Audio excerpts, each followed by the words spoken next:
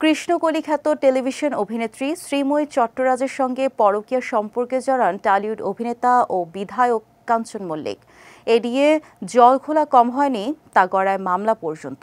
সব বিতর্ক ও মানুষের সমালোচনাকে বুড়ো আঙ্গুল দেখিয়ে শ্রীময়ীকে স্ত্রী হিসেবে ঘরে তুলেছেন ৫৪ বছরের কাঞ্চন মল্লিক। বিয়ের আগে সম্পর্কের কথা স্বীকারই করেননি শ্রীময়ী।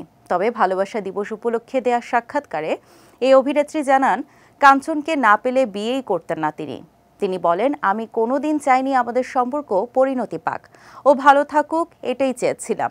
বিয়ে না হলেও একইভাবে বন্ধুত্ব রাখতাম, তবে আমি বিয়ে করতাম না। স্ত্রীর এমন বক্তব্যে অভিভূত কাঞ্চন মল্লিক। আত্মপক্ষ সমর্থন করে কাঞ্চন মল্লিক বলেন, আমার জন্য ওর যা আত্মত্যাগ, তার ৪ আনাও আমার নেই। কাঞ্চন শ্রীময়ীর দাম্পত্য জীবন যে কেবল ভালোবাসায় ভরপুর তা ঠিক নয়, মাঝে মধ্যে ঝগড়াও হয়।